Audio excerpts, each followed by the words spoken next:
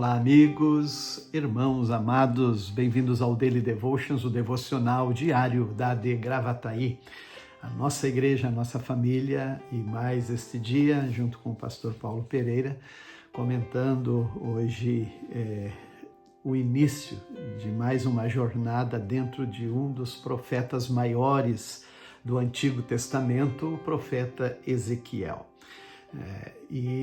Então é muito especial quando a gente está nesse processo de leitura e também, às vezes, buscando entender dentro da cronologia, dentro da geografia, dentro das circunstâncias que envolvia os textos bíblicos. Nós lemos Jeremias, Lamentações de Jeremias, que foi o profeta pré-exílio e exílio.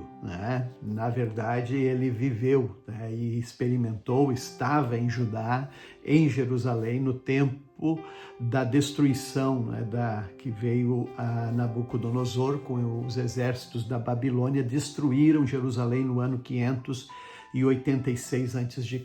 Mas antes disso, alguns anos antes, foram levados cativos. O rei Joaquim, ele foi levado cativo para a Babilônia com cerca de 3.000 e tantos judeus.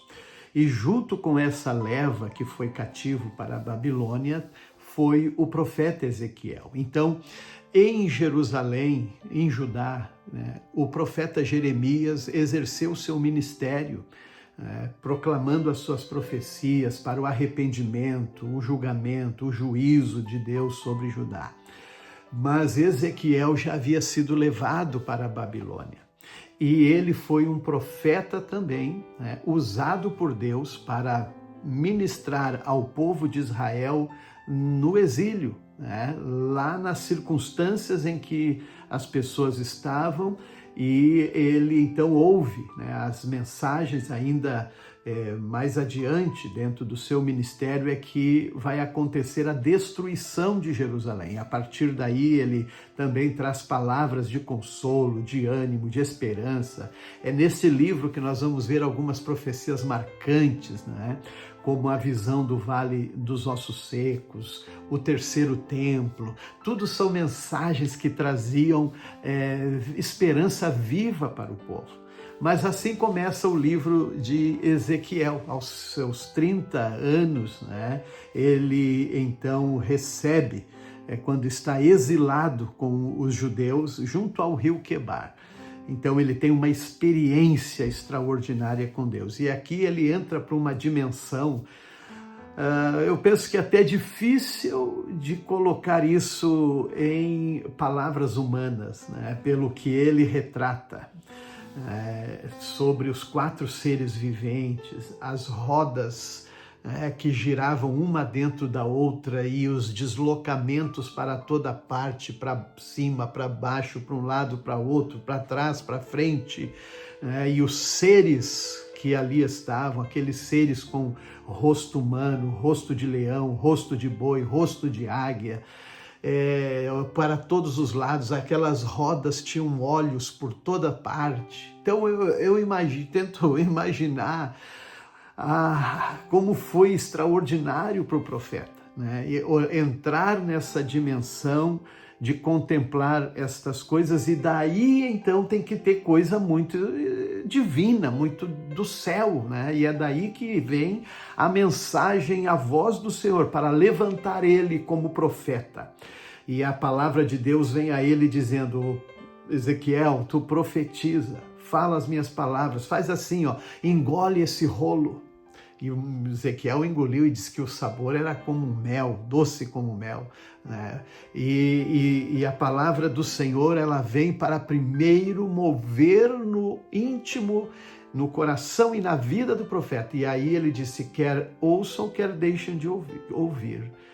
Você fale as minhas palavras. E aí é que ele então diz: prostrei-me com o rosto no chão e ouvi a voz de alguém que falava comigo. Levanta e quero falar com você, Ezequiel. E aí ele disse: eu não vou te enviar para outras nações, para outros povos, com outros idiomas que tu não sabe.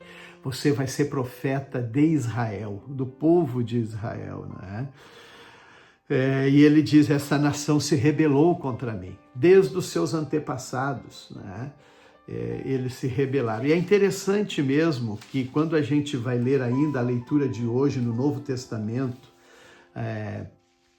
na carta aos Hebreus, é justamente esta parte que o escritor, ele agora também estabelece, né, um comparativo. Na primeira leitura nós vimos que Jesus é maior do que os anjos. Neste capítulo 3, versículo 1 a 19, ele coloca Jesus acima e maior do que Moisés. E ele disse, aquele povo com quem Moisés trabalhou, né, eles endureceram o coração e fizeram rebelião, né, contra o Senhor. E provaram a Deus, né, e foram quem? Os antepassados desses que agora Ezequiel estava profetizando. Era uma nação rebelde, se revoltou contra mim, e os seus antepassados se revoltaram também. São um povo teimoso. Então, quer eles ouçam ou deixem de ouvir, você vai falar. Não temas, né? Não temas. E essa é a mensagem do Senhor. Mas aqui eu acho muito especial quando ele diz assim, primeiro, deixe que as minhas palavras entrem em você, Ezequiel, né? No fundo do teu coração. Depois vá ao povo e você vai falar as palavras. Não tem dúvida que todos aqueles que falam a palavra de Deus, primeiro eles receberam e experimentaram a ação desta palavra em sua vida.